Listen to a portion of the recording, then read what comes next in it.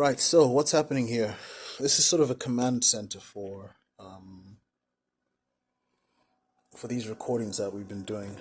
Again, as I said in previous videos, there is a link in the description that'll take you to the video, and you'll be able to watch that video. I want to talk a little bit about what this laptop is doing. Now, this laptop is not the most expensive of laptops. It's a 2012 MacBook Pro, and I'm about to go into the specs so I can show you the specifications of this, and then you'll be able to see what it's handling and what it can do, so you can gauge whether or not you have a strong enough you have enough processing power on your Mac or on your computer to be able to handle what this one has. I'm just waiting for the Mac to display the spec. But whilst we're looking at the spec, I'll talk a little bit about what this. Oh, here we go. So macOS Catalina 10.15.7. I think this is the highest that this will go.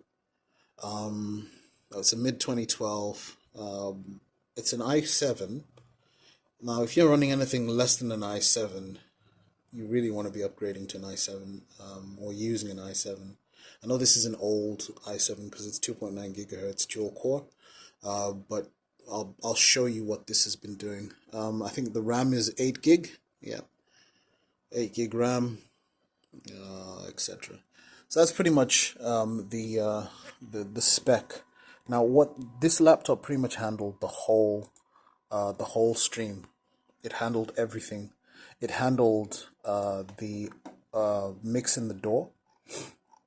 Okay, so it handled all the channels that were running through the door. And as you know, I have audio. The setup's on different videos. You can go back and watch them. But I have audio coming into my DL32S directly from these instruments and mics right into there. And you'll see I've plugged everything into the bottom half. So the bottom 16 channels are what's receiving the audio. The top 16 have been left free because I'm using those to receive the audio back from the mixer. So I'll have double of everything. I've got the audio that's in the actual mixer, the audio directly in the actual direct mixer, and then I've got the audio coming back from the software from my DAW coming back into the mixer. So I've got two controls. The audio I'm sending to the stream or to the recording will be whichever sounds better. So in this instance, what I've done is I've mixed and gated the drums inside this mixer, the DL32S.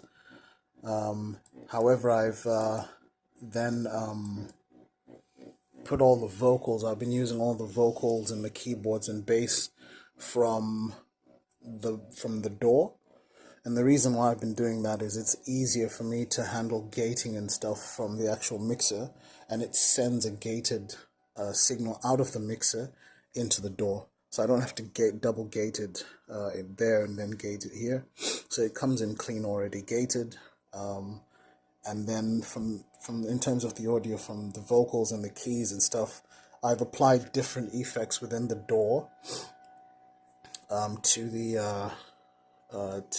the actual individual channels, so that when it comes back with those effects. So when people are listening in their in-ear monitoring, they can choose which they want, but they get a nicer feel from the keys and the bass because there's some processing from my DAW that the Mackie DL32S doesn't have. That's giving the bass and the keys and the vocals a really nice mixed sort of feel. So they then perform better because they're hearing a much cleaner, much better audio. I'm just going to check out what's happening with this fan. 1 second. Some cables have landed on it. That's fine.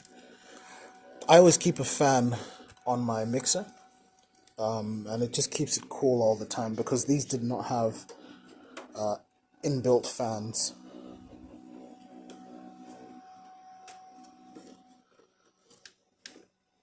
These did not have inbuilt fans put in them. They were built with studio in mind, so the fans would make noise and it would cause all sorts of havoc.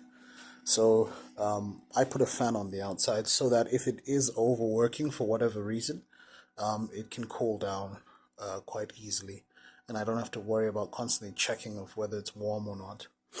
But yeah, so this laptop here, this is an additional screen, as you can see there. So this laptop is handling Reason.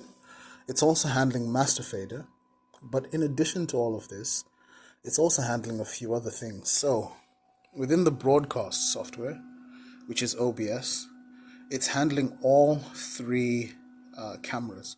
And I've got three cameras that are linked into this. I've got the main sort of camera, which is actually over there. Okay, it's this.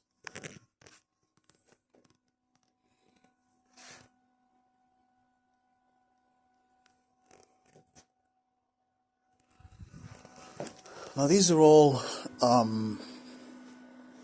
what do you call them, webcams, by the way. They cost me about 10 quid. They were on sale. They're Advent, so they belong to a company called PC World, or Currys, I think they used to call themselves. Maybe they still do. And they were on sale because the boxes were all damaged, so I got them all for 10 quid. I bought about 6 of them, 10 quid each. And that's that camera that's on here. And that camera is directed at the singers. There's an additional camera here for the drummer.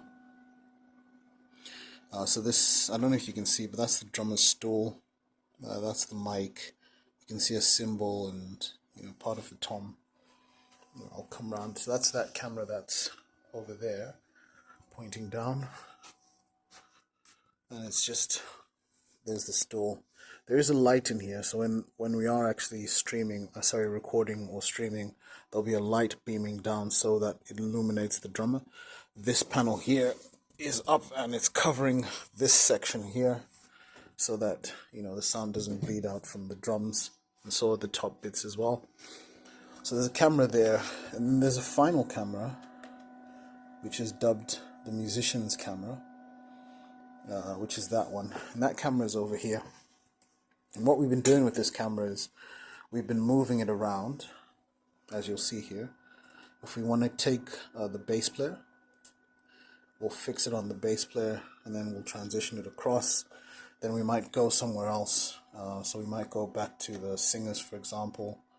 And whilst the singers are on camera, what we'll do is we would then move this camera around, position it on the keys player, and then send that across. This is all happening at the exact same time. So the spec I showed you for this laptop, it's handling everything all simultaneously. It's master faders going off. You can see all the faders. Obviously the audio is going through Reason first, and then it's coming back into the mixer, and then coming back into master fader. So you've got double the channels. This is all the audio from master fader, that's coming back from Reason. As you can see here, you'll see these are all USB channels. There's no gain, so they're all USB channels. That's you see that's 1 and 2. You'll see there's gain at the top, but then from channels 3 onwards, these are all the USB ones. They're coming back from Reason, and there's another video that explains this. I'm not going to go through this now. And here you'll see further on from channel 18, it starts again. So lead mic, backing vocalists, drums, etc. And these are all direct in. So you'll see the gain setting over there. And the reason why this is moving, these are the gates. It's because some of those mics are still on, so they're picking up my voice. But yeah, so this particular camera here, it's just a roaming camera. It has even been used in some instances to, capture the singers as well. It just roams around and it does whatever we need it to do. So this laptop is pretty much handling everything. And what I'm also going to do right now, really quickly,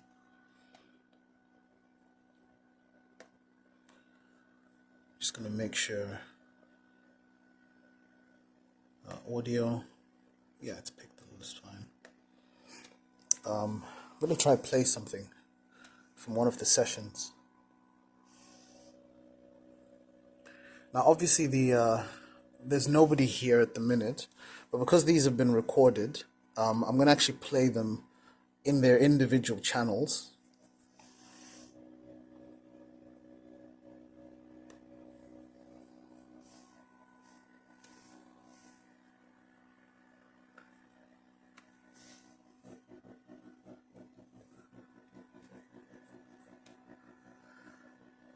And let's see if we can get some audio out of this speaker.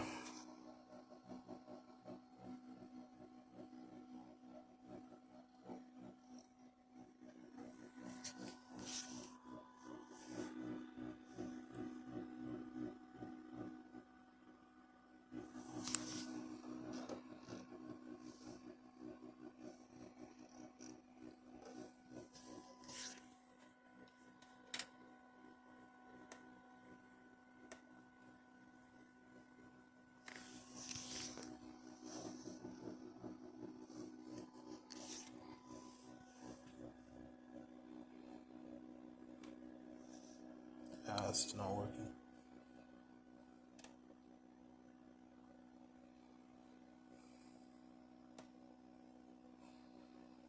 Oh yeah, because nothing's going out via USB. Go figure.